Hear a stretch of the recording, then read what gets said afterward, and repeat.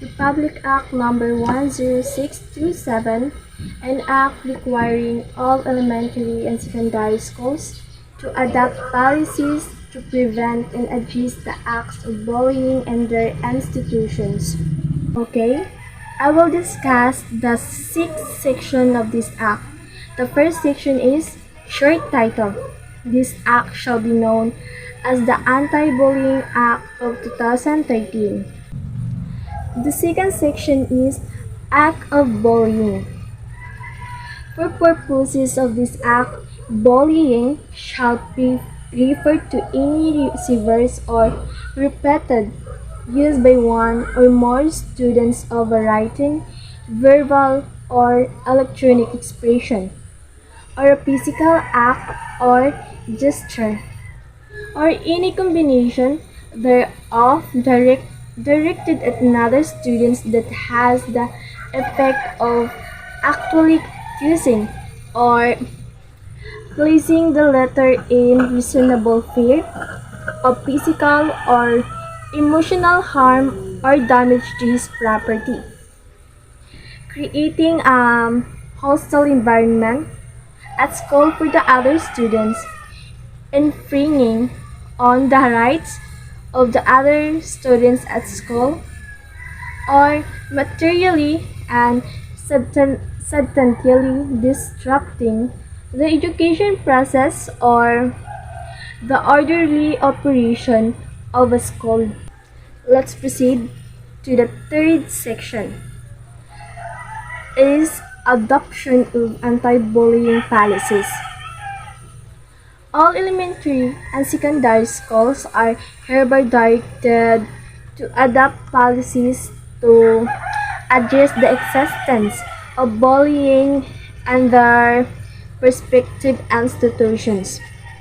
Such policies shall be regularly adopted and, at a minimum, shall include provisions which prohibit the following acts: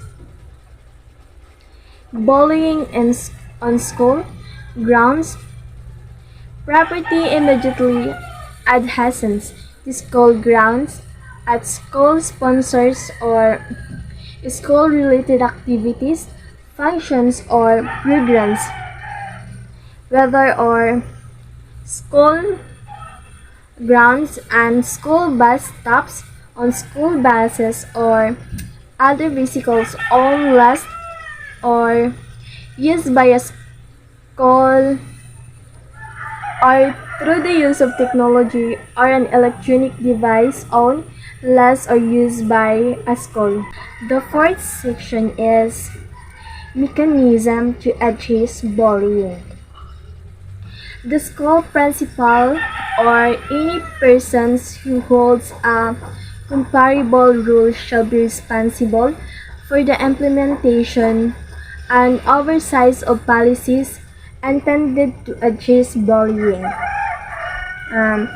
Any member of the school administration, student, parents, or volunteer shall immediately report any instance of bullying or act of retaliation witnessed or that has come to one's attention to the school principal or school officer or person to designated by the principal to handle such issues, or both, upon receipt of such a report.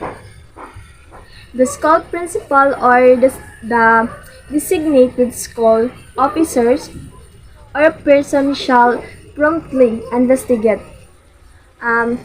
If it is determined that bullying or retaliation has occurred, the school principal or the designated school officer or person shall a.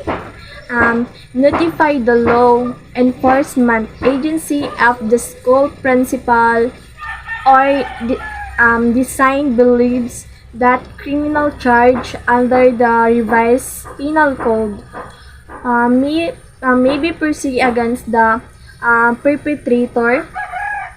B.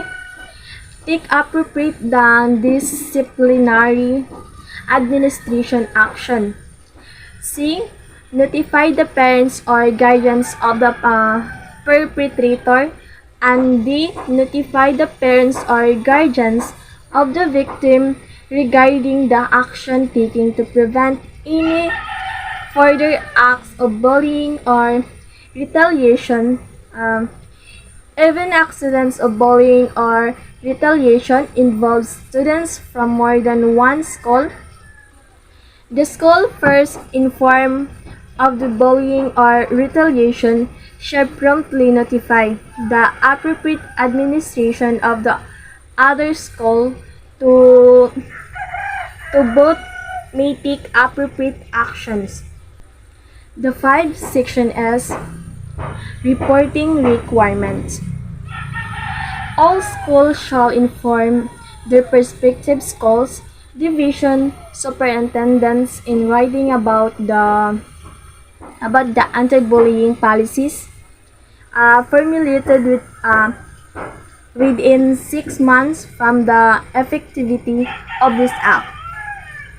Such notification shall likewise be an administrative requirement prior to the operation of new schools. Beginning with the school year after the effectivity of this act, and every first week of the start of the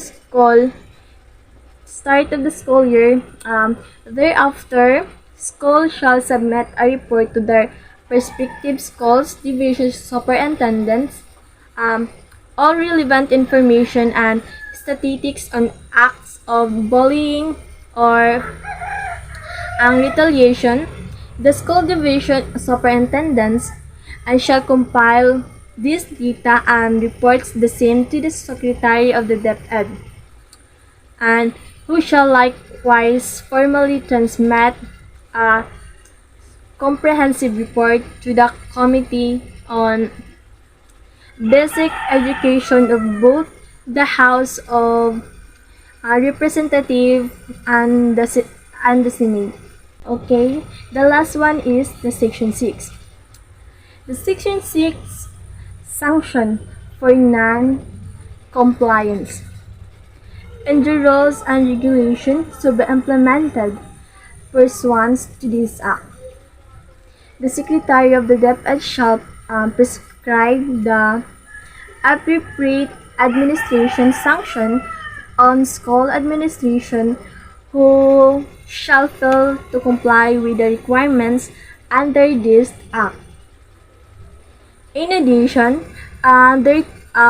during private schools shall likewise suffer the penalty of suspension of their permits to operate.